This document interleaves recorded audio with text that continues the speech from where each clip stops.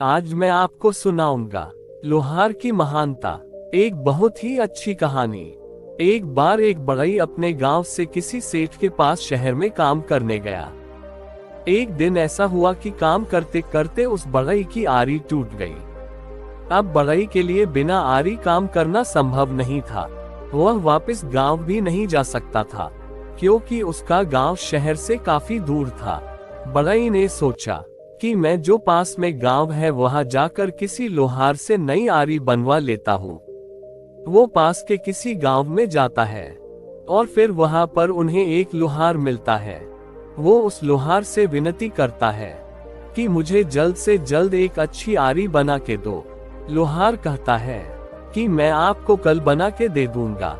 वो बढ़ई लोहार से कहता है कि मैं आपको ज्यादा पैसे दूंगा, पर मुझे आप आरी आज ही बना के दे दो।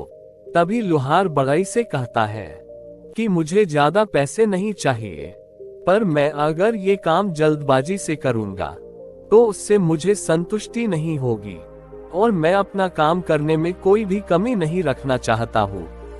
लोहार ने कहा कि आप कल इस समय आकर अपना औजार लेकर जाए, मैं अच्छे से बना के दूंगा। बढ़ई ने कहा ठीक है, मैं कल ले जाऊंगा। दूसरे दिन बढ़ई आरी लेने जाता है और फिर आरी लेकर वापस वो सेठ के यहाँ काम करने जाता है। आरी इतनी अच्छी बनी थी कि बढ़ई का काम अब पहले से काफी आसान हो गया था। उस आरी से वो बड़े ही आसानी से अपना काम कर सकता था। सेठ ने उस आरी को देखा और पूछा कि तुम्हें ये आरी कितने रुपए में बना के दी?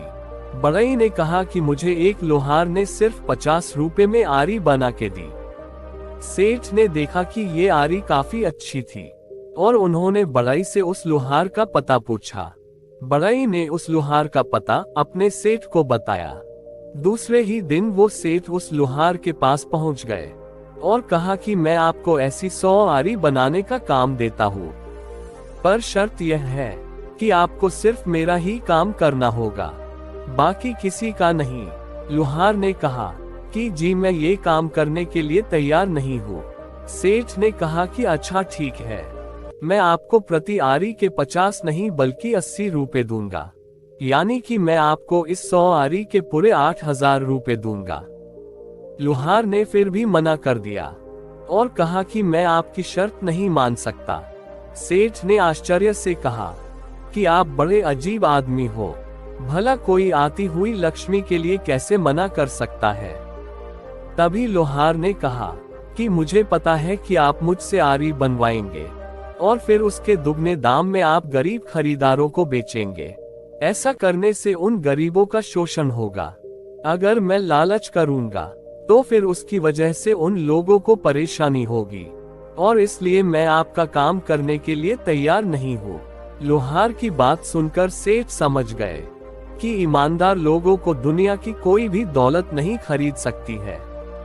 लोहार की तरह दूसरों के बारे में सोचना भी एक महान गुण होता है। अगर लोहार चाहता तो फिर वो इस सेठ की बात मानकर अच्छे पैसे कमा सकता था, लेकिन उसने ऐसा नहीं किया और जरूरतमंद लोगों के बारे में सोचा और लालच में नहीं पड़ा। धन्यवाद। दोस्तों, आप लोग वीडियो तो देखते हो मगर चैनल को सब्सक्राइब नहीं करते हो, तो आप लोग ऐसा न करें। अगर आप लोगों तक मेरा वीडियो पहुंचता है और आप लोगों को मेरा वीडियो पसंद आता है तो आप लोग चैनल को सब्सक्राइब और वीडियो को लाइक जरूर से करें।